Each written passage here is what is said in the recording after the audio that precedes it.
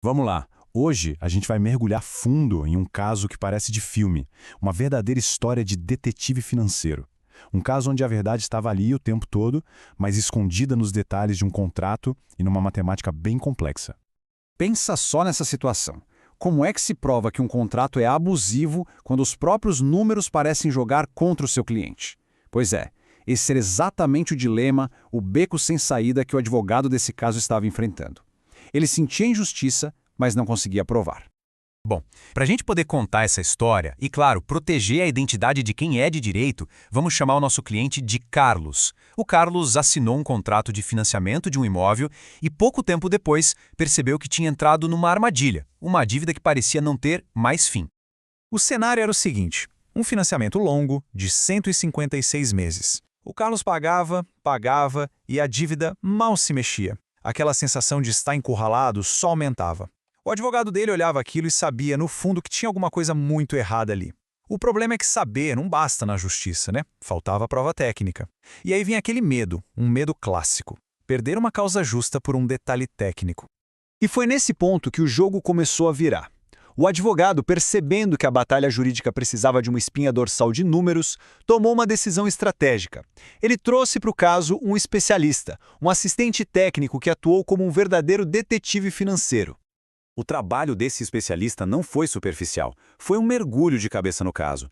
Primeiro, desconstruir o contrato cláusula por cláusula. Depois, revisar cada pagamento feito pelo Carlos. E o mais importante, usar os próprios números do contrato, a parcela, a taxa de juros, para fazer um cálculo reverso. A ideia era usar as informações da própria loteadora contra ela mesma para encontrar o número que eles estavam escondendo. Porque olha só, no papel o contrato era bem claro. Dizia ali, com todas as letras, valor financiado de quase 97 mil reais. Essa era a história oficial, a versão que a empresa contava. Só que aí, a matemática entrou em campo. E a matemática, meu amigo, não mente. Ao aplicar uma fórmula de valor presente, que funciona como uma espécie de máquina do tempo financeira, a verdade começou a aparecer. Esse cálculo pega os valores futuros, que são as parcelas, e descobre quanto eles valiam lá no início do contrato. E o resultado foi chocante. Dá uma olhada nisso.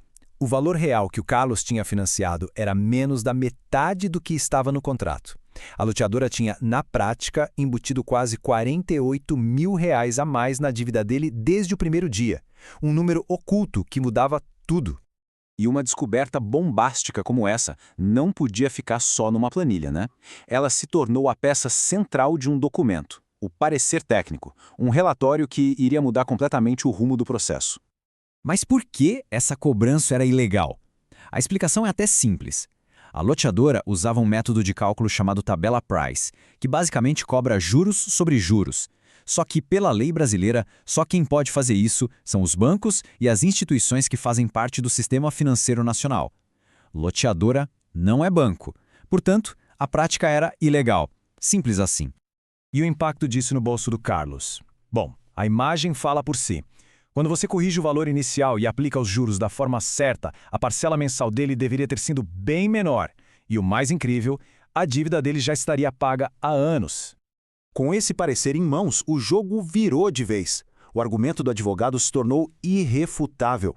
Não era mais a palavra dele contra a da loteadora. Agora era um fato matemático. E contra fatos, bem, não existem argumentos. O parecer técnico virou a prova que aniquila a dúvida. Ok, mas e na prática? Como essa vitória se traduziu para o Carlos? O resultado final foi ainda mais surpreendente do que todo mundo imaginava. A análise mostrou uma coisa impressionante.